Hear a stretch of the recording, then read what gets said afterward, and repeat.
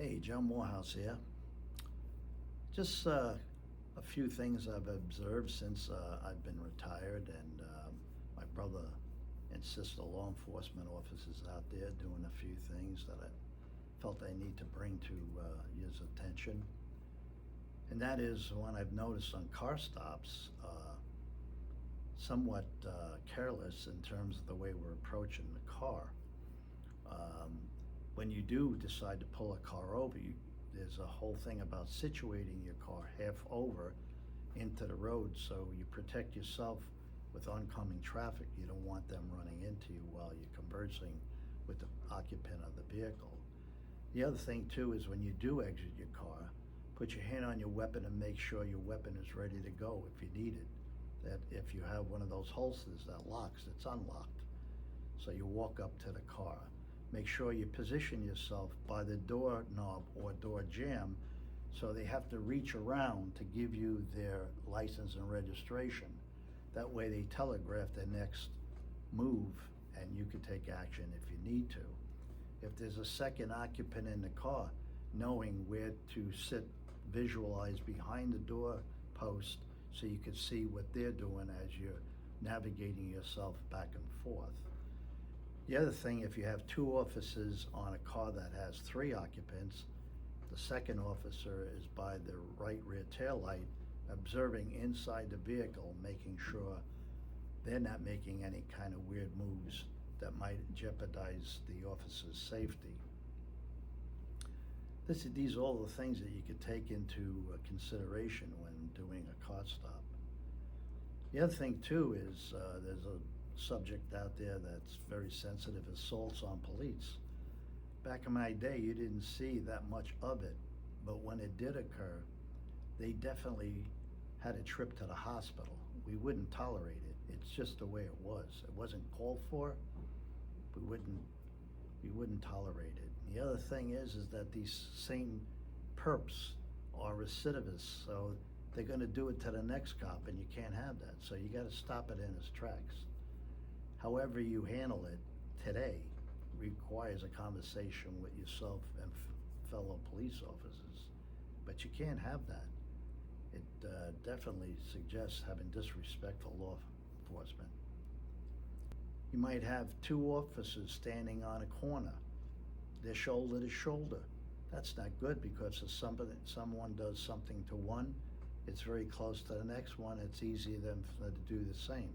So stay 5 feet apart. You can still have conversations. You can still converse back and forth, but just stay 5 feet apart. The other thing too is making sure you can jump behind something if you had to. So no matter where you choose to stand with your partner, look for a mailbox, look for a telephone pole, look for an item, anything. Anything's better than nothing.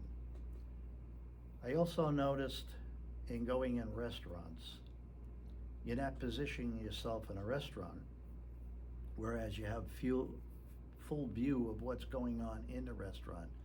The front door when people entered, the register, things of that nature. You're putting your back to people entering and exiting the facility.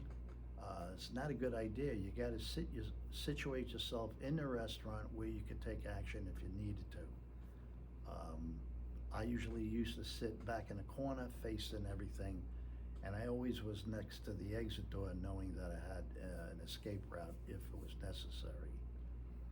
I have a video of exactly what happened to me when I was in a restaurant. Didn't have my gun with me that day, but watch the video. Many other things you can think about. Remember, regardless of what action you take out there, always keep in back of your mind, better be judged by 12 than carried by 6. Definitely. You don't want to put yourself out there and nobody pays you enough to get killed. That's for sure.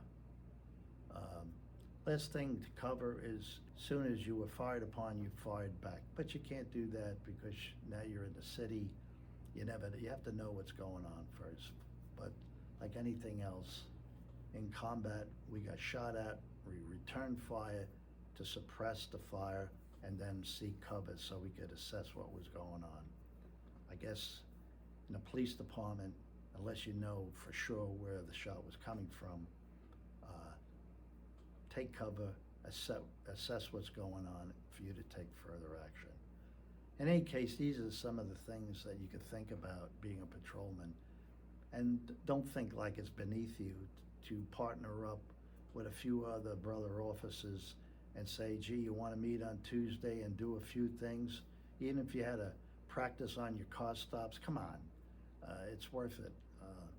I know we did when we were rookies and stuff. We brushed up on a lot of stuff. The other thing was the stop and frisk, very sensitive thing back in my day. How I'd have put a perp against the wall, all that stuff, how to frisk them. I'm sure you've had that in the academy. But in any case, be vigilant out there, be safe, and God bless.